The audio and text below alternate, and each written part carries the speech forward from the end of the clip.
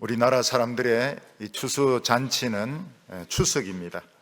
추석 때는 먹을 것도 많고 또 사람들의 그런 곡식도 많이 거두고 또 고기도 잡고 이렇게 해서 모든 사람들의 마음이 즐겁고 행복합니다.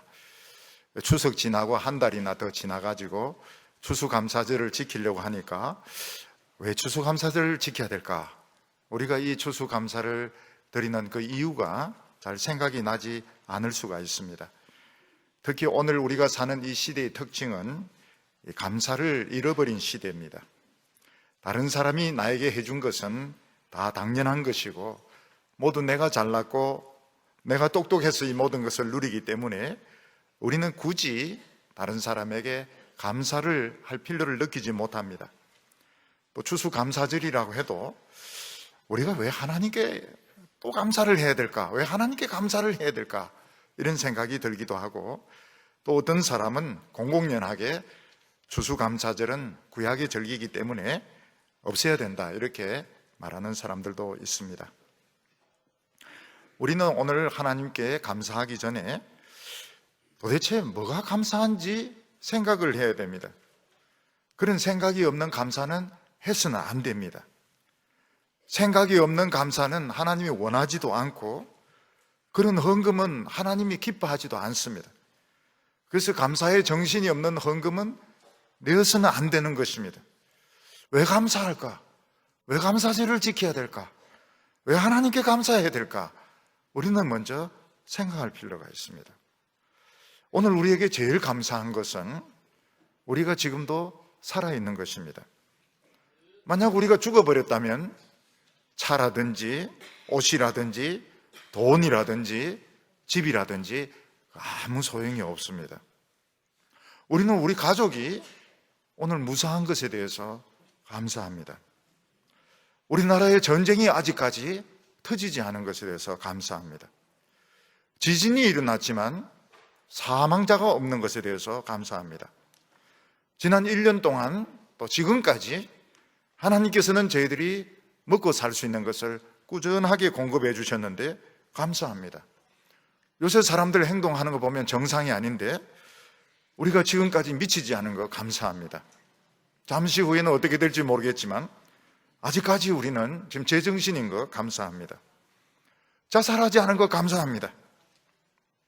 우리는 주위에 있는 사람들이 막 다른 사람을 공격하고 헐뜯고 그 모든 잘못을 막 찾아내어서 욕하는데 우리는 그런 사람이 없는 거 감사합니다. 예배당에 불 안 난 거 감사합니다. 우리 교회 수련회 중에서 다치거나 목숨을 잃은 학생이 한 명도 없는 거 감사합니다. 교인들 중에 교통사고 당하신 분이 있습니다. 근데 멀쩡한 거 감사합니다. 오늘도 건강한 몸으로 교회 나온 거 감사합니다. 수능 치는 중간에 지진 안 나가지고 학생들 대피 안 한 거 감사합니다. 북한이 핵무기 가지고 자꾸 실험만 하고 써먹지 않은 거 감사합니다. 조류독감으로 닭과 오리 3천만 마리 다 땅에 파묻었지만은 사람이 안 죽은 거 감사합니다. 촛불 시위가 그렇게 일어나고 대통령이 감옥에 들어가고 이래도 나라 안 망한 거 감사합니다. 올해도 농사가 잘 되어서 참 과일이 맛있는 거 감사합니다. 올해도 많은 아기들 우리 교회에 태어나서 유아세례 받은 거 감사합니다.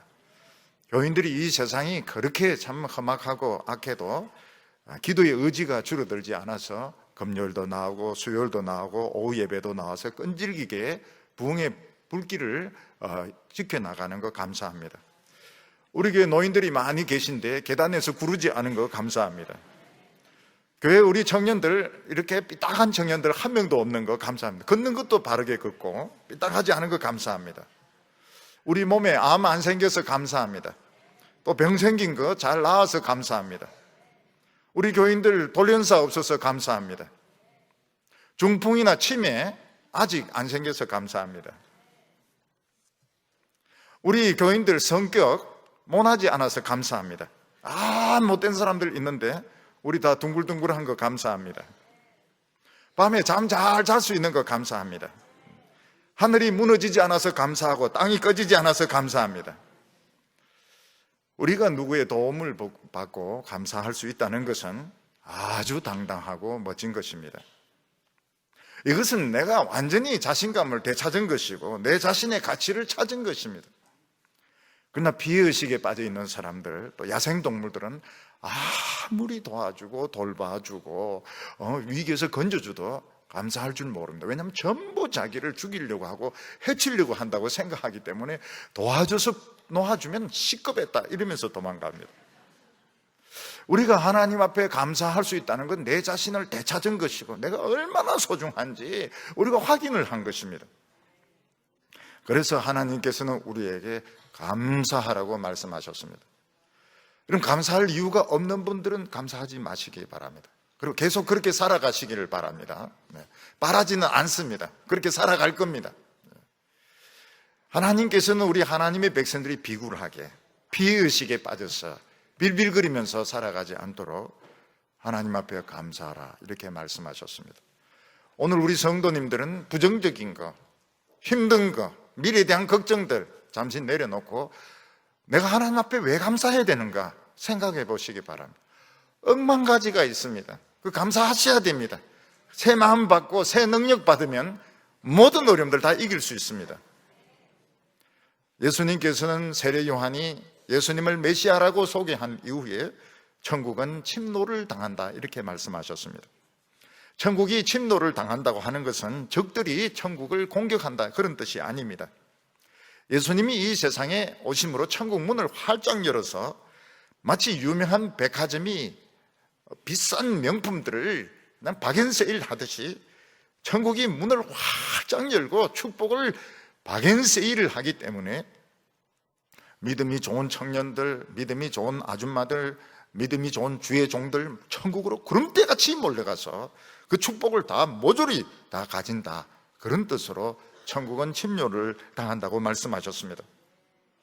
사람들이 그 말을 잘 이해를 못하니까 예수님이 유명한 비유를 들어서 설명을 하셨습니다. 그 하나가 무엇인가 하면 씨 뿌리는 비유입니다. 이 세상에 여러 종류의 밭이 있지만 좋은 밭이 되기만 해서 씨를 받아들이게 하면 100배, 60배, 30배의 결실을 거둔다고 말씀하셨습니다. 그러면서 예수님은 해석하시기를 누구든지 말씀을 듣고 좋은 마음으로 말씀을 듣고 믿기만 하면 100배의 복을 받는다고 예수님이 말씀하셨습니다. 근데 사람들은 그 말을 듣고 고개를 갸우뚱갸우뚱 하면서 아니 말씀만 듣는데 무슨 돈이 생기나 집이 생기나 무슨 먹을 것이 생기나 그거 잘 못 믿겠다는 것입니다. 그래서 예수님은 또 다른 비유를 말씀하시는데 그건 밭에 감추인 보물 비유를 말씀하셨습니다. 어떤 사람이 가난해가지고 자기 밭은 없고 남의 밭에서 소작을 하는데 어느 날 꽃게기질을 하는데 딱 소리가 나는 겁니다. 왜 딱 소리가 날까 파보니까 큰 단지가 나오는데 그 안에 보물이 잔뜩 들어있었습니다. 그 사람은 자기 재산 다 팔아서 그 밭을 사가지고 그 보물을 자기 것으로 만들었다고 말씀하셨습니다. 예수님은 천국은 이런 보물 찾는 것이다. 100배, 60배, 30배의 축복을 받는 것이다. 그래도 사람들은 이게 별로 그 마음이 잘 안 땡기는 것 같아요. 아니 보물 발견하면 좋겠지만 내인데 무슨 보물이 있겠어? 내가 어떻게 보물을 찾겠어? 그건 딴 사람 이야기지. 이러면서 자기에게는 그런 일이 일어날 가능성이 없다고 사람들은 생각해요. 나는 한평생 복이라고는 지질이 없는 사람인데 어떻게 내가 보물을 찾겠어? 그러면서 다 자포자기하는 분위기였던 것입니다. 그래서 예수님께서는 제자들과 모든 사람들이 눈으로 볼 수 있도록 입으로 먹을 수 있도록 몸으로 체험할 수 있도록 천국이 어떤 식으로 임하는가 어떤 식으로 박앤세일을 하는가 하는 예수님께서는 그 증거로 그 기적으로 그것을 보여주셨습니다. 그 첫 번째로 보여주신 것이 바로 오병이어의 기적이었습니다. 가난한 나라에서는 많은 사람들이 먹고 사는 문제가 쉽지가 않습니다. 우리나라도 최근에 경제 사정이 어려워지니까 청년들이나 또 퇴직하신 분들이 직장을 구하지 못해서 경제적으로 많은 어려움이 있습니다. 과연 우리나라가 경제적으로 잘 살 수 있을까요? 오늘 우리들이 물질적으로 다시 잘 살 수 있는 그런 길이 있을까요? 예수님께서는 있다고 말씀하셨습니다. 예수님은 먼저 세례 요한이 감옥에서 처형되었다 하는 소식을 듣고 예수님은 제자들을 데리고 사람들이 오지 않는 아주 구석진 들판으로 제자들을 데리고 가셨습니다. 예수님은 이 세상은 악하고 엄난한 세대라고 말씀하셨는데 그 말씀 그대로 헤롯은 그 자기 동생의 그 부인을 데리고 살고 있었던 것입니다. 그리고 세례 요한이 악하다고 이야기하니까 잡아 가두었고 자기 생일 잔치는 거창하게 하면서 그 여자애가 나와서 춤추니까 그 춤값으로 세례 요한의 목을 베어가지고 그 접시에 담아서 주었습니다. 악하고 엄난한 세대였습니다. 그 세대는 가난하고 병든 사람에 대해서 어느 누구도 관심을 가져주지 않았습니다. 예수님께서는 사람들을 피하여서 아무도 오지 않는 구석진 들판으로 제자들을 데리고 가셨습니다. 그렇지만 사람들은 예수님의 은혜가 필요했습니다. 예수님의 말씀이 필요했고 예수님의 능력이 필요했습니다. 그래서 한 사람 두 사람 예수님을 찾아서 걸어서 예수님이 있는 빈들로 모여들기 시작했습니다. 나중에 모여든 사람이 어느 정도 되었는가 하면 5천 명에서 한 2만 명 정도 되는 많은 사람들이 예수님 주위에 몰려들게 되었습니다. 예수님께서는 그들에게 천국 복음을 가르쳐 주셨습니다. 예수님은 그들의 병든 자들을 고쳐주시고 장애를 가진 사람들을 일으켜 주셨습니다. 문제는 그 많은 사람들이 예수님의 말씀을 듣고 은혜를 받고 병고침을 받았지만은 그들은 돈이 없는 생계가 해결이 되지 않는 거의 홈레스에 가까운 그런 가난한 사람들이었던 것입니다. 예수님에게 몰려들어서 말씀을 들었던 그 사람들은 은혜는 받았지만 그 먹는 문제가 해결이 되지 않아가지고 그들은 굶은 채로 예수님의 말씀을 듣고 있었고 이제는 너무 그들이 배가 고파서 사실은 집에 돌아갈 수도 없을 정도로 돌아가다가 쓰러져 기절을 할 수 있을 정도로 그렇게 굶주려 있었던 것입니다. 오늘 말씀 14절과 15절 말씀 보면 예수께서 나오사 큰 무리를 보시고 불쌍히 여기사 그 중에 있는 병자를 고쳐주시니라. 저녁이 되매 제자들이 나와 이르되 이곳은 빈들이요 때도 이미 저물었으니 무리를 보내어 마을에 들어가서 먹을 것을 사 먹게 하소서. 지금 예수님의 그 은혜가 필요해서 몰려든 사람들이 5천 명에서 2만 명 정도 되는 그런 큰 무리였습니다. 그러나 그들은 돈이 없었습니다. 가지고 있는 먹을 것이 없었습니다. 이들은 예수님의 말씀을 듣고 병 고치는 사람들을 구경하는 동안에 시간이 많이 흐르게 되었습니다. 그들은 배가 고픈 중에도 참고 예수님의 말씀을 들었는데 이제는 더 이상 참을 수가 없게 되었습니다. 해는 지금 지려하고 있었고 사람들은 지금 너무 시장길을 느끼고 있었습니다. 그래서 이제는 할 수 있는 길이 빨리 마을로 돌아가서 돈 있는 사람들은 그 빵 파는 데서 빵을 사서 요기를 해결하는 수밖에 없었고 그 돈이 없는 사람은 그 배고픈 그 배를 움켜쥐고 비틀거리면서 집까지 가는 수밖에 없었습니다. 그래도 예수님은 계속 설교를 하고 계셨습니다. 그러니까 제자들이 설교를 중단시켰습니다. 예수님 이제 설교 그만하세요. 설교를 왜 그렇게 오래 하십니까? 지금 사람들이 지금 다 굶주려 있는데 지금 사람들이 지금 쓰러질 지경인데 예수님 이제 그만 설교 그만하세요. 그리고 지금 빨리 사람들을 집으로 돌려보내. 지금도 늦었습니다.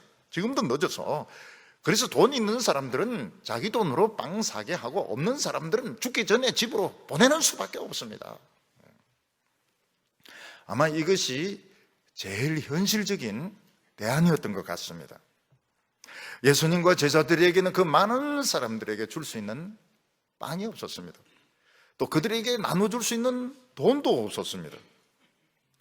그러나 제자들이나 사람들, 군중들이 모르고 있었던 것이 무엇인가 하면 하나님 나라는 말씀으로 임한다는 것입니다. 예수님께서 첫 번째로 말씀하신 것이 좋은 밭이 되어서 좋은 마음으로, 삐딱한 마음이 아니고 좋은 마음으로 말씀을 받아들이기만 하면 1000배, 100배, 60배, 30배 축복을 받는다. 예수님이 그렇게 말씀하셨는데 지금 예수님은 천국문을 활짝 열어놓고 지금 막 박연세일을 하고 있는데 거기에 있는 사람들은 아무것도 보지 못하고 굶주리고 있었고 아주 비참한 상태에 있었던 것입니다. 사람들의 눈에는 예수님은 그들의 먹는 문제도 여러 끼니가 아니고 한 끼도 해결해 줄 수 없는 그런 참 가난한 선생님으로, 무능한 선생님으로 그들의 눈에 비쳤던 것입니다. 어떤 의미에서 이건 참 당연한 것입니다. 하나님의 말씀을 듣는다고 해서 당장 돈이 생기거나 먹을 것이 생기거나 수능 점수가 올라가거나 집이 생기는 것은 아닌 것입니다. 제가 전에도 말씀을 드린 적이 있는데요, 제가 처음에 목회를 시작하면서 전도사로서 개척교회 할 때 교인들 중에서 아픈 분들이 그렇게 많았습니다. 개척교회 오는 분들은 다 아픈 분들입니다. 그리고 경제적으로 어려운 분들입니다. 다 경제적으로 어려운 분들입니다. 개척교회 하는 전도사가 무슨 돈이 있습니까? 또 무슨 병을 고치는 그런 의술이 있습니까? 제가 이제 아픈 교인들을 신방을 합니다. 교인들에게 도움이 안 돼요. 교인들은 지금 몸이 지금 병들어 있는데 전도사 와서 기도해주고 이게 도움이 안 됩니다. 그때 저도 제 자신에 대해서 참 한심하게 생각했습니다. 내가 의대를 나오는 건데, 의대를 나와가지고 진찰해주고 주사를 한 방 놔주는 건데, 이 공대는 이게 이 아픈 교인들에게 도움이 안 되는 것입니다. 내가 좀 돈이 좀 있어가지고 아픈 교인들 그냥 돈을 좀 나눠줬으면 참 좋을 텐데, 그 개척교회 전도사가 무슨 돈이 있습니까? 돈이 하나도 없거든요. 도움이 안 되는 겁니다. 그래서 교인들이 그걸 압니다. 전도사님이 신방을 왔지만 도움이 안 된다는 걸 압니다. 그래서 저를 앉혀놓고 실컷 신세 타령하고 난 뒤에 제가 가기 전에 뭐라고 말합니까? 기왕 왔으니 기도나 해주고 가세요. 이렇게 이야기합니다. 기도나 이 끕니다. 길게 끕니다. 기도나 해주고 가세요. 그 말이 무슨 말입니까? 도움은 안 되지만은 그래도 왔으니까 형식상으로도 한번 기도라도 한번 해주고 가면 조금 마음에 덜 섭섭하겠다, 그런 뜻입니다. 저는 또 해달라는 대로 해줍니다. 기도나 해달라면 기도나 해줍니다. 그런데 놀라운 게 뭔가 하면 그 기도나 해주는데 응답이 무지무지하게 잘 되는 겁니다. 병이 굉장히 잘 나요. 경제적인 어려움이 막 해결됩니다. 부채가 해결이 되고 세금 폭탄 맞았다 이게 해결이 되고요. 그때 제가 깨달은 것이 뭔가 하면 목사는 의사일 필요가 없다는 걸 알았습니다. 돌아다니면서 주사 놔주고 이렇게 할 필요가 없어요. 괜히 부작용만 생기지. 기도나 요게 굉장히 좋다는 걸 알게 되었습니다. 돈 가지고 갈 필요 없습니다. 돈 가지고 갈 필요가 없어요. 괜히 중간에 썰이 당할 수도 있고 이런데 돈 가지고 갈 필요가 없어요. 가서 기도해 주니까 해결이 되는 겁니다. 해결이 돼요. 나중에 교인들이 그걸 알기 시작했습니다. 알기 시작했어요. 그때부터는 기도나 해주세요 이런 말 안 합니다. 기도해 주세요. 나 이렇게 뽑지를 않습니다. 기도해 주세요. 왜냐하면 병 낫는다는 거 아니까요. 돈 주세요 이렇게 안 합니다. 기도해 달라고. 이게 굉장히 놀랍다는 거 알았습니다. 주사기 안 가져가고 청정기 안 가져가고 돈 안 가져가도 기도해 주는 것이 훨씬 위력이 있다는 걸 알게 됩니다. 그걸 교인들이 알게 되었어요. 예수님이 5,000명에서 2만 명 되는 사람들에게 천국 복음을 전했습니다. 사람들의 눈에는 보이지 않지만 천국이 열려가지고 천국에서 기름이 막 흘러나오고 있습니다. 올리브 기름 막 휘발유 막 넘어오고 있습니다. 지금 이 5,000명에서 2만 명 되는 사람이 기름이 흥건합니다. 기름이 흥건해요. 뭐만 하면 됩니까? 불만 딱 붙이면 되는 겁니다. 불만 붙이면 돼요. 지금 기름은 흥건하게 젖어 있는데 지금 불을 지금 안 붙여가지고 지금 굶고 있는 것입니다. 그게 불 붙이는 것이 뭡니까? 기도하는 것이고 헌신하는 것이고 감사, 불만 다 붙이면 되는 겁니다. 그런데 제자들이나 군중들은 그걸 모릅니다. 그래서 지금 빨리 해산해야 된다는 거예요. 빨리 집에 가야 된다는 거예요. 지금 더 늦기 전에 사람들 막 쓰러지기 전에 가게 문 닫기 전에 빨리 보내가지고 빵 사 먹게 하고 집에 들어가서 식사 해결하도록 해. 지금 기름이 지금 흥건하게 젖어 있는 것을 모르고 있습니다. 그래서 예수님이 이렇게 말씀하셨습니다. 16절에 예수께서 이르시되 갈 것 없다. 너희가 먹을 것을 주어라. 예수님은 이 굶주린 사람들 돌려보낼 필요가 없다고 말씀하셨습니다. 왜냐하면 불만 붙이면 기적이 일어나는데, 지금 스파크만 일으키면 되는데 왜 이 사람들을 집으로 돌려보내려고 하느냐고. 불을 붙이는 것이 무엇입니까? 기도하는 것이고 헌신하는 것이고 감사하는 것입니다. 불만 붙이면 되는 겁니다. 예수님께서 사마리아에 갔었을 때도 먹을 것이 없어가지고 제자들은 사마리아 밖에까지 가서 양식을 구해왔습니다. 허거지겁 어렵게 빵을 구해가지고 예수님 드십시오 이러니까 예수님은 나는 다른 양식이 있다 이렇게 말씀하셨습니다. 하나님이 일을 하고 하나님의 뜻을 온전히 이루어드리는 것이 내 양식이다. 그때 그 수가성 여자 한 명이 은혜를 받아가지고 물동이를 내려놓고 막 많은 사람들에게 메시아가 왔다고 막 전하러 갑니다. 예수님 뭐라고 말씀하십니까? 눈을 들어 밭을 보아라. 지금 밭이 휘어져 추수하게 되었다고 말씀하고, 지금 막 기름이 지금 사마리아로 막 흘러 들어가. 불만 붙이면 되는데 그 불 붙이는 여자가 지금 쫓아가고 있는 것입니다. 불만 붙이면 된다는 것입니다. 제가 청소년 때였습니다. 1972년도에 그 여의도의 광장에 100만 명이 넘는 우리 기독교인들이 모여가지고 말씀을 듣고 기도를 했습니다. 그때는 요즘같이 이벤트가 아닙니다. 요즘은 이상하게 무슨 행사를 하면 자꾸 이벤트식으로 합니다. 옛날에는 이벤트가 아닙니다. 요즘은 설교 시간보다 국회의원 소개하고 시장 소개하고, 이게 옛날에는 그런 거 없었어요. 대통령이 와도 그런 거 없습니다. 그리고 헌금을 자꾸 거두어가지고 그걸 가지고 무엇을 하려고 하는데 그건 모르고 하는 소리입니다. 여러분 70년대에 우리는 너무 굶주려 있었습니다. 물질적으로 굶주려 있었고, 우리는 정신적으로 말씀에 굶주려 있었고, 그 여의도의 광장에 모여가지고 전부 하나님 말씀 듣는데 생생하게 들립니다. 생생하게 들려요. 그리고 기도하는데 그 뒤에 한국 기업들이 얼마나 이렇습니까? 기업이란 기업은 대기업도 이렇지만 중소기업도 이렇어요. 얼마나 기업들이 이렇어요. 우리나라가 얼마나 발전을 하게 됩니까? 왜냐하면 기름이 흘러나와서 그런 것입니다. 요즘은 뭘 이렇게 하면 자꾸 이벤트로 해가지고 사람을 자꾸 만족시키려고 합니다. 그리고 국회의원을 소개하고 시장을 소개하고 정치인을 소개합니다. 왜 소개합니까? 그 하나님 나라 기름하고 그 사람들하고 무슨 상관이 있어요? 다 인간적인 생각을 하고 있는 겁니다.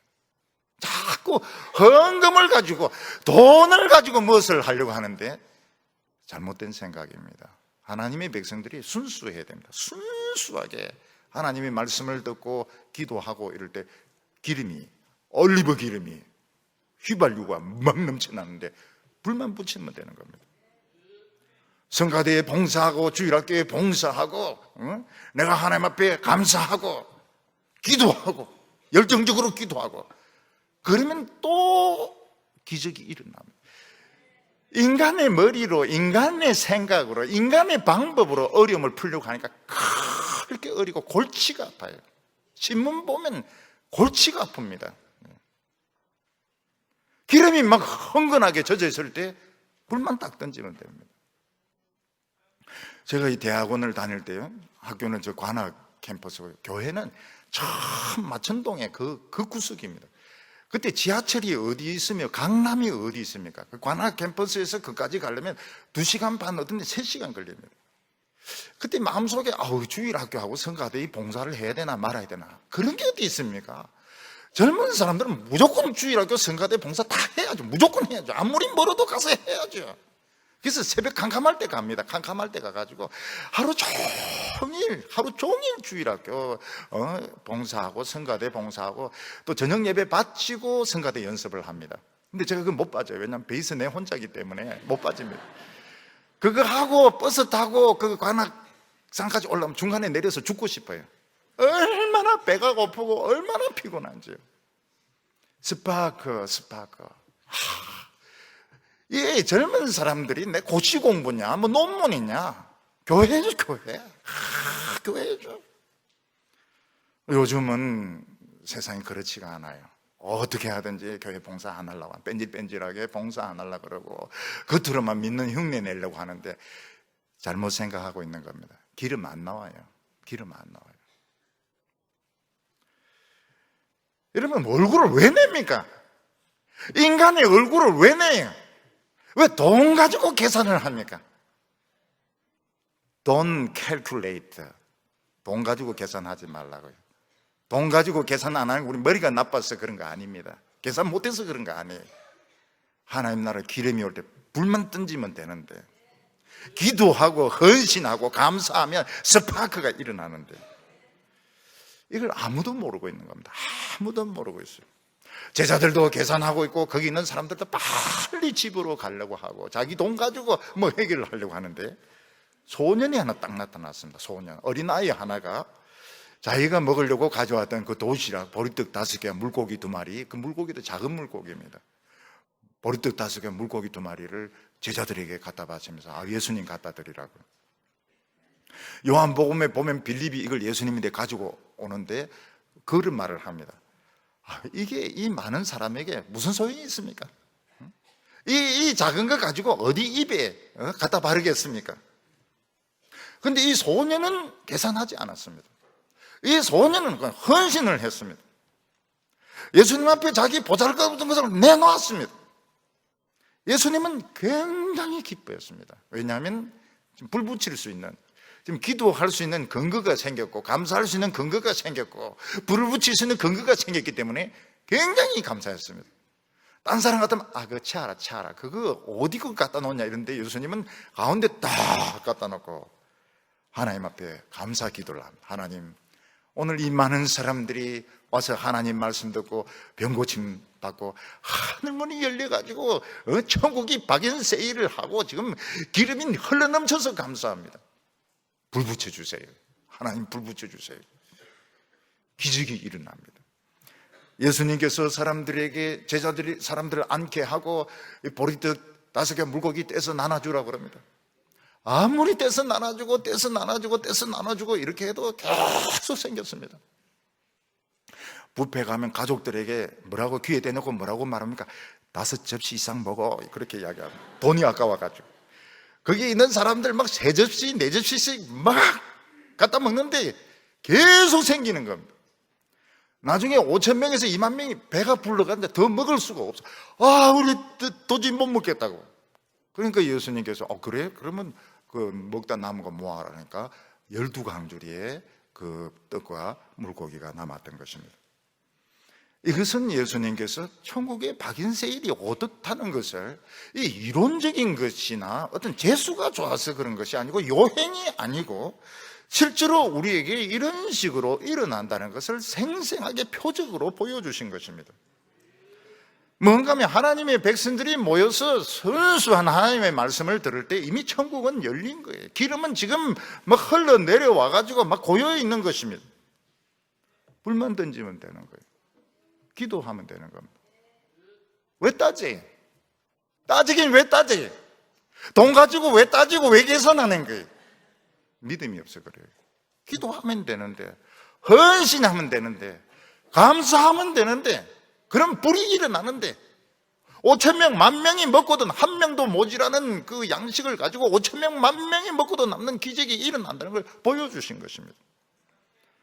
오늘 우리 성도님들 너무 계산되지 마세요. 너무 계산되지 마세요. 너무 자기 이름을 내려고 할 필요가 없습니다. 사람을 만족시키려고 자꾸 이벤트로, 무슨 행사를, 뭐 부활절 행사, 무슨 기도, 이걸 자꾸 이벤트로 하려고 하지 마세요. 기름 안 나옵니다. 그렇게 해봐야 그냥 잠시 사람 기분 좀 즐겁게 하다 끝나는 겁니다. 순수하게 하나님 말씀 붙들고 무릎 꿇고 기도하고 헌신할 때 기적이 일어납니다.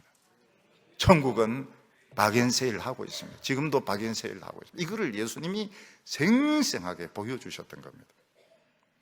오늘 두 번째는 제자들이 목숨이 위험한 위기에서 건져주신 것입니다. 예수님께서 이 빈들에서 5,000명을 먹이신 것은, 5,000명에서 2만 명 되는 사람을 먹이신 것은 놀라운 센세이션이었습니다. 거기에 온 사람들도 이것은 부인할 수가 없었습니다. 이런 것은 본 적도 없고 이런 것은 들은 적도 없는 정말 분명한 기적이고 능력이었던 것입니다. 그래서 사람들은 흥분하기 시작했습니다. 흥분하기 시작하고 막 노래 부르기 시작하고 사람들은 막 소리를 지르기 시작하고 제자들도 엄청 흥분해서 막 사람들 사이에 섞여가지고 막 뛰어다녔습니다. 그런데 예수님께서는 그 사람들의 흥분 속에 뭔가 좋지 못한 인위적인 그런 성분이 있다는 것을 예수님은 아셨습니다. 그게 뭔가 하면 사람의 야망을 자극시키고 사람의 공명심을 축적시키고 뭔가 어떤 열광주의, 광적인 신앙으로 빠지게 만드는 아주 좋지 못한 이런 성분이 있다는 것을 예수님은 감지를 하셨습니다. 그래서 예수님은 제자들을 급히 군중으로부터 분리시켰습니다. 그래서 제자들을 그냥 거의 강제로 하다시피 배에 태워가지고 건너편으로 보내시고 군중들을 해산하니까 해산이 됩니까? 예수님은 도망치듯이 산 위로 뛰어 올라가서 거기서 예수님은 기도를 하셨습니다. 22절과 23절 보면 예수께서 즉시 제자들을 재촉하사 자기가 무리를 보내는 동안에 배를 타고 앞서 건너편으로 가게 하시고 무리를 보내신 후에 기도하러 따로 산에 올라가시니라. 저물매 거기 혼자 계시더니 예수님의 말씀과 기도 이후에 엄청난 기적이 일어나는 것을 보고 군중들은 흥분하기 시작했습니다. 제자들도 너무너무 기뻐했습니다. 왜냐하면 이제야 드디어 우리 선생님, 우리 예수님이 보통 분이 아니라는 것을 모든 사람들이 다 알게 되었기 때문에 제자들도 굉장히 흥분했습니다. 예수님도 기분이 너무너무 좋았습니다. 왜냐하면 하나님의 말씀이 있었죠. 병고침이 있었죠. 거기에 기도의 응답이 있었죠. 기적이 있었죠. 예수님도 굉장히 기분이 좋았습니다. 그런데 거기서 예수님은 뭔가 순수한 성령의 역사가 아닌 인간의 그 야망과 탐욕과 군중심리가 섞인 아주 좋지 못한 그런 성향이 있다는 것을 예수님은 감지하셨습니다. 이게 굉장히 위험한 일입니다. 이것은 참 분별하기가 어렵습니다. 막 교인들이 몰려들고 은혜를 받고 목사를 막 죽여 세우고 헌금이 막 들어오고 선교가 막 이루어지고 이럴 때에 뭔가 불편한, 뭔가 마음이 불편한, 하나님 중심이 아니고 뭔가 인간이 주도를 하고 인간이 야망을 가지고 뭔가 이루려고 하는 이런 성향은 참 분별하기 어렵습니다. 목사들도 분별하기 어렵고 교인들도 분별하기 어렵습니다. 그런데 예수님이 이걸 분별하셨습니다. 이거 굉장히 좋지 못한 이런 아주 그 인간의 야망과 인간의 탐욕이 지금 나타나고 있구나. 그래서 예수님은 제자들이 오염되지 못하도록 강제로 격리해서 배를 태워가지고 건너편으로 보내셨습니다. 예수님도 산으로 막 뛰어 올라가지고 기도하십니다. 하나님, 오늘 일어난 것이 진정한 부흥입니까? 오늘 일어난 것이 진정한 축복입니까? 진정한 부흥이었습니다. 진정한 축복이었습니다. 진정한 기적이었습니다. 근데 문제는 배부르고 난 뒤부터, 인간이 만족하고 난 후부터 이상한 좋지 못한 인본주의적인 그런 것이 나타나기 시작했습니다. 이런 인간적인 생각이 하나님의 부흥을 오염시키려고 했고 하나님의 영광을 탈취하려고 하는 것을 예수님이 봤던 것입니다. 그래서 우리는 부흥이 일어나고 사람들이 몰려들고 유명하게 될 때 굉장히 조심해서 봐야 됩니다. 그래서 어떤 집회라든지 청소년 모임에 교회에서 가지 마라 그럽니다. 가지 마라. 뻔합니다. 가가지고 막 노래 부르고 자기를 나타내고 그래서 굉장히 은혜 받아서 왔다는데 그게 은혜 받아가 온 게 아니고 오염돼가 온 겁니다. 오염돼 왔어요. 학생들은 모름지기 자기 전도사님, 자기 목사님이 쭉 설든지 설교 준비해가지고 설교하고 기도하고 사는 것이지. 그 유명한 사람들 모인 거기서 막 군중 심리에 휩쓸려 가지고 오염될 가능성이 많아요. 굉장히 분별하기가 어렵습니다. 예수님께서는 그걸 분별을 하셨습니다. 배부르고 난 뒤부터 이 사탄이 발작을 하기 시작했구나. 제자들을 격리를 시켰던 겁니다. 그런데 문제는 무엇인가 하면 예수님이 제자들을 보낸 시간이 제법 돼서 제자들이 배를 타고 제법 가는데 거기서 굉장한 풍랑이 일어나가지고 배가 뒤집어지려고 하고 있었던 겁니다. 24절에 보면 배가 이미 육지에서 술이나 떠나서 바람이 거스름으로 물결로 말미암아 고난을 당하더라. 이 갈릴리 호수는 아주 특이한 호수입니다. 큰 호수인데 이 지면보다 이게 한 몇백 미터나 낮습니다. 평소에는 아주 고요하고 참 아름다운 호수지만 위에 강풍이 불면 휘파람 소리가 나면서 아주 강한 휘파람 소리가 나면서 이 물에 지진이 일어나기 시작합니다. 물이 사방으로 갈라지기 시작하는데 거기에 걸려들면 배들이 다 침몰을 하게 되는 아주 그 이상한 현상들이 한 번씩 일어나곤 했습니다. 지금 예수님이 제자들을 군중으로부터 따로 떼어가지고 지금 배로 보낸 것이 잘못된 겁니까? 잘못된 것은 아닙니다. 그렇지만은 지금 제자들이 예수님의 말씀대로 배를 건너가고 있는데 이 현상이 나타난 것입니다. 갑자기 강풍, 돌풍이 불면서 이 호수가 끓듯이 갈라지기 시작합니다. 이게 이제 지진이 일어나는 것과 같은 현상입니다. 그래서 배가 지금 뒤집어지려고 하고 있었고 제자들은 다 물에 빠져 죽을 수 있는 이런 위기에 빠지게 되었습니다. 왜 이런 일이 일어납니까? 모릅니다. 그렇지만 우리가 어떤 큰 은혜를 받았을 때, 하나님 위해서 헌신을 했을 때, 하나님의 큰 역사가 일어났을 때 그 뒤에 어떻게 된 판인지 모르겠지만 사탄은 맹공격을 합니다. 그래서 전쟁이 일어나려고 할 때도 있고 핵무기로 공격하겠다고 할 때도 있고 지진이 일어날 때도 있고 큰 태풍이 일어나서 건물이 파괴되거나 배가 뒤집어질 때도 있고 가족들 중에서 아주 어떤 사고가 생기거나 병이 일어나거나 어려운 일이 생길 때가 있는 것입니다. 우리는 이런 일이 왜 일어나는지 모릅니다. 그렇지만 일어납니다.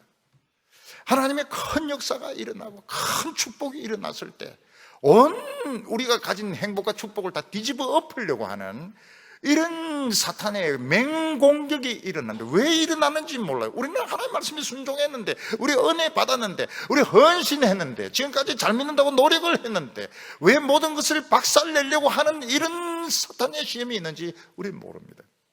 그런데 일어납니다. 그때 주님은 산 위에서 얼마든지 제자들을 위해서 기도하실 수 있었습니다. 그런데 예수님은 기도하지 않고 물 위를 걸어서 오셨습니다. 어떤 분은 예수님도 굉장히 급하신 모양이네. 어떻게 그 물 위로 그냥 그렇게 걸어서 오셨을까? 여기는 아주 중요한 의미가 있습니다. 예수님은 제자들을 위해서 기도하실 수 있습니다. 산 위에서 기도하실 수 있고 그들의 안전을 지켜주실 수 있지만은 예수님은 제자들에게 다시 한번 자신이 창조주라는 것을 보여주기를 원하셨던 것입니다. 천지 창조할 때 어떤 일이 있었습니까? 하나님의 신은 수면에 운행하시느니라.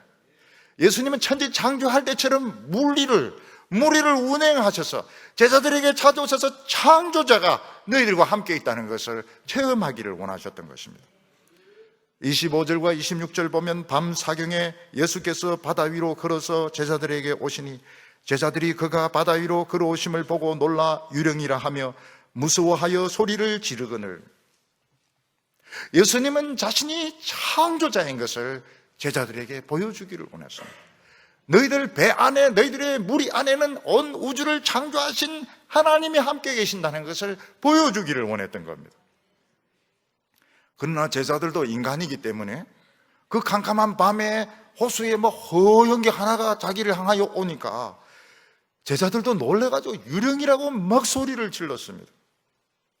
제자들은 지금 고민이 물에 빠져 죽는 것이 더 힘든지 유령에게 잡혀먹는 것이 힘든지 모를 정도로 지금 호수도 난리인데 지금 유령까지 나타났다고 막 소리를 질렀습니다. 우리가 이것을 보면 참 안심하게 되는 것이 제자들하고 우리하고 수준이 비슷하구나 하는 것을 알게 됩니다. 우리도 뭔가 하나님이 도와주셔도 우리 우연이라고 생각할 때가 너무 많습니다. 밤에 혼자 있을 때 귀신이 겁이 납니다. 밤에 산을 넘어가거나 특히 무덤 옆을 지나갈 때 유령이 나타나서 잡아먹을까 봐 겁이 납니다. 이 제자들이나 우리나 다 비슷합니다. 지금 예수님은 창조자가 지금 너희들과 함께 계시고 지금 너희들을 지금 도우려고 오고 있다는 걸 보여주는데 제자들은 유령이다 하면서 막 소리를 질렀습니다. 예수님이 유령인 줄 알았습니다. 여기 27절에 보면 예수께서 즉시 이르시되 안심하라 나니 두려워하지 말라. 예수님께서는 제자들에게 소리를 질러가지고 안심하라고, 내니까 두려워하지 말라고 그러면서 예수님은 창조자로서, 창조자 하나님으로서 그들을 찾아오셨고 그들을 지켜주고 계신 것을 보여주셨던 것입니다. 우리가 하나님 말씀을 듣고 은혜를 받을 때 어떤 일, 천국은 열립니다. 기름이, 천국의 올리브 기름, 축복의 기름이 흥건하게 넘칩니다. 그때 너무 빨리 세상으로 돌아갈 생각하면, 너무 빨리 인간적인 생각으로 넘어가면 안 됩니다. 기도가 필요합니다. 헌신이 필요합니다. 감사가 필요합니다. 우리가 이런 큰 은혜를 축복하고 이런 기적을 체험하고 난 뒤에 위기가 옵니다. 병이 옵니다. 전쟁이 터지려고 하고 있습니다. 가족에게 어려움이 생기고 있습니다. 그때 주님은 창조자의 능력으로 우리를 찾아오시면서 안심하라. 천지를 창조한 능력으로 너희들을 지켜주겠다고, 너희들의 가족을 지켜주겠고 병을 고쳐주겠다고 창조자가 우리 가운데 계시는 겁니다. 예수님은 창조자입니다. 메시아는 창조자입니다. 물리를 걸어서 우리에게 오셔서 우리를 안심시켜 주시는 것입니다. 성도님들 안심하시기 바랍니다. 여러분의 가정에, 여러분의 직장에 창조자가 계신 것을 유령이다 그렇게 하지 마시기 바랍니다. 창조자가 계신다고 안심하라고요. 오늘 여기 세 번째로 베드로의 불신앙이 나옵니다. 예수님이 물리를 걸어 오셔서 제자들에게 안심하라, 내니까 안심하라 이랬을 때 제자들은 예수님을 배 위에 모셔드리면 됩니다. 배가 아무리 흔들린다 하더라도 창조자를 배에 모시면 모든 것은 해결이 되는 것입니다. 근데 베드로는 안심할 수가 없었습니다. 왜냐하면 혹시 안심하라 나다 이러는데 예수님이 아니면 어떡합니까? 유령이 내다 이렇게 하면 어떡하려고 그래요? 지금 베드로가 지금 머리를 막 굴립니다. 지금 유령도 그렇게 하거든. 유령도 와가지고 내다 이렇게 할 수 있기 때문에 지금 베드로가 지금 검증이 안 된 사람을 배에 태웠다가 이거 배 뒤집어지면 다 죽는 거 아닌가. 그래서 베드로가 예수님을 시험을 했습니다. 만약 당신이 예수님 맞으면 나를 물 위로 걷게 해달라고, 나를 물 위로 걷게 못하면 유령이라고. 베드로가 참 이 반장답게 머리를 굴려가지고 다른 제자들을 지킬 생각으로, 자기 한 몸 희생할 생각으로 예수님에게 딱 어려운 문제를 냈습니다. 진짜 주님이시면, 진짜 메시아이시면 나를 물 위로 걷게 해달라고요. 28절에 베드로가 대답하여 이르되 주여 만일 주님이시거든 나를 명하사 물 위로 오라 하소서 하니. 저는 베드로가 나쁜 의도로 이렇게 했다고 생각하지 않습니다. 베드로는 다른 제자들의 안전을 위해 가지고, 지금 캄캄한 밤에 허연 게 하나 나타나 가지고 나다 안심하라 이러는데 어떻게 안심을 할 수 있습니까? 여기 이제 경상도 사람들하고 틀립니다. 경상도 내다 이렇게 합니다. 나다 안심해 이러니까 안심이 안 됐던 것 같아요. 그래서 이 베드로는 이 정체불명의 이런 허연 거를 배에 태웠다가 뒤집어지면 우리 다 몰살한다. 그래서 이제 예수님을 확인하려고 정말 주님이시면 나를 물 위로 걷게 해달라고 요구를 한 겁니다. 베드로가 이런 요구를 해서는 안 됩니다. 왜냐하면 물 위를 걷는 것은 창조주만 할 수 있는 것입니다. 예수님이 물 위를 걸어오신 것은 모든 제자들이 물 위를 걸을 수 있다는 것을 보여주신 것이 아닙니다. 저 모두 스케이트 타듯이 물 위를 막 걸어다니는 걸 예수님이 그렇게 해주겠다는 게 아닙니다. 창조자로서, 나는 창조자로서 너희들을 찾아온 것이지 베드로 자기가 걷겠다고 해서는 안 되는 겁니다. 예수님이 하신 기적 중에서 우리가 할 수 있는 것도 있고 없는 것도 있습니다. 사람들은 물 위를 걸을 수 없습니다. 우리는 창조자가 아닙니다. 베드로는 그런 요구를 해서는 안 됩니다. 그런데 예수님은 그러라고 합니다. 왜냐하면 그 제자의 그 선생님이기 때문에. 그냥 그 제자와 그 선생님이 똑같은 한 통속입니다. 내 걷게 해주죠. 그럼 그러라는 것입니다. 이게 무슨 뜻입니까? 적어도 그 시간에, 지금 그 시간에 예수님이 5,000명과 한 2만 명에게 말씀을 전하고 기적이 일어나고 예수님이 창조자로 찾아온 이때는 무슨 기도든지 말이 되든지 안 되든지 다 들어줄 생각을 가지고 계셨던 겁니다. 그러라, 이거는 요구해서 안 되는데 그러라는 겁니다. 이거는 오늘은 무슨 요구든지 다 들어주겠다는 겁니다. 그래서 베드로는 진짜 물리를 걸어서 예수님에게 몇 발자국 갔습니다. 29절에 오라 하시니 베드로가 배에서 내려 물 위로 걸어서 예수께로 가되, 베드로가 몇 걸음을 걸었는지는 모르겠지만 틀림없이 몇 걸음을 물 위를 걸었습니다. 물 위를 걸어서 예수님께로 가고 있는데 바람이 너무 강한 바람, 너무 센 파도가 나타난 겁니다. 갈릴리는 강풍이 불면 휘파람 소리가 납니다. 쏴! 휘파람 소리가 나고 그 파도가 막 덮친데 주님이 보이질 않습니다. 그때 베드로는 무슨 생각? 난 물에 빠지고 말 거야. 물에 빠지고 말 거야. 갑자기 난 물에 빠지고 말 거야. 그러면서 풍덩 빠져버린 겁니다. 물에 빠지면 계속 들어갑니다. 계속 꼬르르 하면서 들어갑니다. 그래서 올라갔다 내려왔다 막 하면서 지금 빠져 죽으려 하고 있습니다. 30절에 바람을 보고 무서워 빠져가는지라 소리를 질러 이르되 주여 나를 구원하소서 하니, 지금 베드로가 물리를 걷게 해달라고 한 것이 잘했는지 못했는지 모르겠지만은 못한 것이죠. 예수님이 걸으라 하면 그냥 걸어야 되는 겁니다. 근데 중간에 마음이 변합니다. 너무 센 바람이 불고 휘파람 소리가 나고 막 물결이 미친 듯이 날뛰면서 갑자기 마음속에 나 빠져 죽는다 의심이 생기면서 물에 빠져버린 겁니다. 여러분, 우리를 한번 생각해 보십시오. 우리가 지금 신앙생활 잘하고 있습니다. 잘하고 있는데 누가 와서 옆에 와서 엉뚱한 소리 하면 의심이 생깁니까? 안 생깁니까? 의심 생깁니다. 의심 생기고 그냥 빠져버려요. 침체에 빠져버립니다. 어려우면 우린 빠집니다. 베드로는 왜 의심해서 왜 바람을 보고 왜 파도를 봤을까? 우리도 똑같습니다. 어려움이 오면 어려움 때문에 빠집니다. 침체에 빠집니다. 낙심에 빠집니다. 우리는 어쩔 수가 없어요. 인간이기 때문에. 베드로를 욕할 수가 없습니다. 그런데 베드로가 잘한 것이 무엇입니까? 이젠 유령이라 소리 안 합니다. 주님이여 나를 구원하소서, 주님이여 나를 건지소서 막 소리를 질렀습니다. 그때 주님이 건져주십니다. 31절에 예수께서 즉시 손을 내밀어 그를 붙잡으시며 이르시되 믿음이 적은 자여 왜 의심하였느냐. 우리가 지금 오늘 여기까지 온 것은 주님의 뜻으로 믿으시기 바랍니다.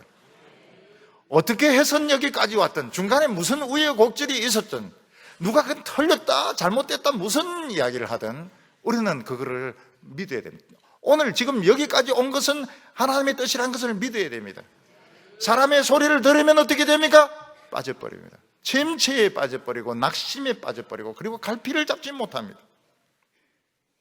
이거는 모든 사람이 다 하는 겁니다.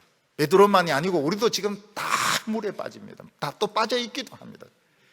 근데 베드로가 잘한 것이 뭔가 하면 예수님에게 막 소리를 지르는 겁니다. 주여 건져달라고. 내가 헤엄치겠습니다 이렇게 하지 않습니다. 또 유령이시면 나를 건져주세요 이렇게 하지 않았습니다. 막 주님에게 건져달라고 막 소리를 지릅니다. 오직 주님만 부르면서 소리를 지릅니다. 주님이 딱 잡고 그대로 끌어올립니다. 우리가 그림을 보면 예수님이 참 여성적으로 생긴 것을 볼 수 있습니다. 예수님이 너무 여성적으로 멋있게 영화배우처럼 생긴 게 있는데 그림이 우리에게 주는 오류입니다. 예수의 모친 마리아도 너무 얌전한 여자입니다. 여러분, 성경을 보면 마리아가 그런 여자가 아닙니다. 아주 당돌합니다. 아주 당돌하고 대담합니다. 아주 용감합니다. 아주 뭐라고 할까요? 아주 담대하고 아주 그런 개성을 가진 그런 마리아지. 수건 뒤집어 쓰고 그냥 나귀 위에 앉아가 막 졸듯이 에집트까지. 그런 여자 같으면 임신도 하지도 못해요. 임신도 하지도 못하고 되지도 않는 겁니다. 아주 당돌한 성격을, 개성을 가진 그런 소녀였던 것입니다. 예수님도 그런 예수님 아닙니다. 예수님 벌써 목수기 때문에 손에 이 굳은 살이 벌써 배어 있어요. 딱 잡고 당기는데 어부보다 더 힘이 셉니다. 그대로 딸러 올라옵니다. 굉장히 예수님이 힘이 세었던 겁니다. 더욱이 예수님은 목수일 뿐만 아니라 창조주의 힘을 가지고 계셨습니다. 그리고 풍랑은 거치고 건너편으로 가서 예수님은 어떻게 합니까? 바로 사람들의 병을 고치기 시작했습니다. 왜냐하면 천국은 박앤세일을 하고 있습니다. 지금 천국은 오픈이 되어 있습니다. 그래서 예수님께서는 마구마구 사람을 고치기 시작했습니다. 35절과 36절 보면 그곳 사람들이 예수신 줄 알고 그 근방에 두루 통지하여 모든 병든 자를 예수께 데리고 와서 다만 예수의 옷자락에라도 손을 대게 하시기를 간구하니 손을 대는 자마다 다 나음을 얻으니라. 예수님께서 사람들의 병을 고치기 시작하니까 통지를 해가지고 환자들을 다 데리고 왔습니다. 예수님께서 안수하지 못하니까 부탁을 합니다. 예수님의 옷자락이라도 잡게 해달라. 그래서 옷자락을 잡아라 합니다. 새카만 사람들이 예수님의 옷을 잡는데 옷 잡자마자 병이 다 나았습니다. 요즘 우리는 병원이나 의사의 의술을 너무 지금 과신하고 있는 이런 상태에 있습니다. 물론 현대 의술은 발달이 되어서 참 못 고치는 병이 없을 정도로 병을 잘 고칩니다. 근데 의술이라고 하는 것은 배워서 아는 것이고 경험해서 아는 것입니다. 메시아의 치료는 뭡니까? 창조자입니다. 창조자. 우리를 만드신 분입니다. 자동차를 만든 기술자는 자동차 엔진 소리만 들으면 어디가 고장났다는 걸 압니다. 예수님은 우리의 창조자로 오셔서 우리의 모든 인생을 고치기 시작하셨습니다. 예수님은 새로운 부속품, 새로운 엔진 무한정으로 가져와가지고 우리의 그 정신적인 병, 육체적인 병, 마음의 병을 고치서 새 인생을 주기 시작하셨던 것입니다. 이게 천국의 박앤세일이었습니다. 예수님의 옷자락에 손만 대도 병이 다 나았습니다. 오늘 예수님의 옷자락은 교회입니다. 교회에서 기도하면 옷자락을 잡는 것입니다. 의자 잡고 해도 됩니다. 앞에 있는 사람 머리 잡고 하면 안 됩니다. 싫어합니다. 교회 와서 기도하면 모든 병이 다 낫는 줄 믿으시기 바랍니다. 이 옷자락까지 와가지고 옷자락이 와서 이 섬유가 뭐니 이거 따져봐야 소용이 없습니다. 폴리에틸렌이 무엇이니 이 면이 몇 %니 이거 따져봐야 소용이 없습니다. 예수님은 천국이 박앤세일을 한다고 말씀하셨습니다. 오늘 우리 성도님들이 하나님 말씀 듣고 은혜 받았을 때 기름은 지금 차고 넘치는 겁니다. 스파크만 이렇게. Don't calculate. 계산하려고 하지 마세요. 하나님의 은혜를 카운트하려고 하지 마세요. 헌신하면 됩니다. 기도하면 됩니다. 감사하면 됩니다. 예수님은 베드로가 그런 틀린 이야기 했지만 다 들어주셨습니다. 왜냐하면 하나님 나라가 박앤세일을 하고 있기 때문에. 오늘 저희들이 좀 틀린 기도해도 됩니다. 좀 틀린 기도해도 되고 좀 엉터리 기도해도 됩니다. 다 들어주십니다. 물러서지 마시기 바랍니다. 오늘까지 온 것을 후회하지 마시기 바랍니다. 오늘까지 온 것은 하나님의 뜻입니다. 물리를 걸으면 안 되지만 걸어가야 됩니다. 모든 병을 다 고쳐주실 것입니다. 주님의 옷자락을 만지시고 모든 병 치료받는 우리 성도들 다 되시기를 바랍니다. 기도드리겠습니다. 거룩하신 하나님 아버지, 메시아를 보내주셔서 감사합니다. 우리는 너무나도 믿음이 없고 밀은 어리석어서 지금 하나님의 나라가 이곳에 임했지만 우리는 또 돈을 계산합니다. 지금까지 살아온 것의 문제점을 생각하고 있습니다. 주여, 우리의 믿음 없음을 용서하여 주시옵소서. 이제는 믿게 하여 주시고 기도하게 하여 주시고 헌신하게 하여 주시옵소서. 주님의 옷자락을 붙잡고 다 치료되게 하여 주시고 우리 창조자를 모시고 모든 어려움들 다 이기게 하여 주시옵소서. 예수님의 이름으로 기도하옵나이다.